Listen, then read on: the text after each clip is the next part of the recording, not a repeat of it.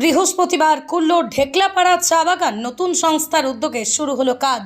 দীর্ঘদিন বন্ধ থাকার পর অবশেষে বৃহস্পতিবার কুল্লোর ঢেকলাপাড়া চা বাগান সংযুক্ত বাণিজ্য প্রাইভেট লিমিটেড নামে এক সংস্থার উদ্যোগে এদিন সকাল থেকেই বাগানে শুরু হয়েছে কাজকর্ম। ওই সংস্থাটির অধীনে রয়েছে ভুটান সীমান্তে অবস্থিত মাকড়াপাড়া চা বাগানও। বাগান খোলার আগেই পূজা অর্চনার মধ্য দিয়ে সূচনা হয় দিনের। মাকড়াপাড়া কালী মন্দিরের পুরোহিত এদিন পুজো করেন ঢেকলাপাড়ার কালী মন্দিরে। উপস্থিত ছিলেন মাকড়াপাড়া চা বাগানের ম্যানেজার দীপেশ কর্ণ। তিনি জানান, বৃহস্পতিবার থেকেই বাগানে 10,000 চারা রোপণ করা শুরু হয়েছে।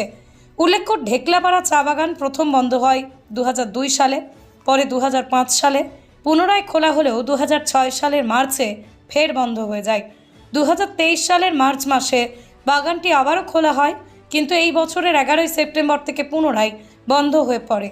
নতুন সংস্থার হাত ধরে অবশেষে বৃহস্পতিবার ফের চালু হলো এই ঐতিহ্যবাহী চা বাগান। শ্রমিক মহলে স্বস্তি ও আশার সঞ্চার করেছে এই পুনরায় খোলার খবর। সংশ্লিষ্ট মহলের আশা, এবার টেকসইভাবেই চালু থাকবে ঢেকলাপাড়া চা বাগান। আশা করতেছি যে যে এইটা এখানে ভালো প্ল্যান্টেশন করবে, ডেভেলপমেন্ট করবে, হ্যাঁ, চা গাছ লাগাবে, চারা গাছ লাগাবে আর ডেভেলপমেন্ট করবে, এটাই আমরা আশা করতেছি।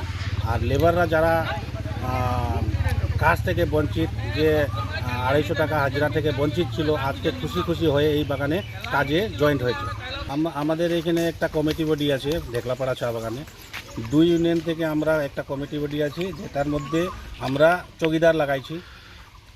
বাগানটা রক্ষা করলে, ফ্যাক্টরি রক্ষা থাকলে আমরা আগামী দিনের জন্য কোনো না কোনো মালিক আসবে বলে আমরা এটা বাগানের সুরক্ষা করলাম। আর এই যত প্রপার্টি আছে, গাছপালা হোক या ফ্যাক্টরি হোক, এগুলো আমরা যত্ন করে রাখছি আগামী দিনের জন্য। যেমন আজকে কোনো মালিক আসে, আগামী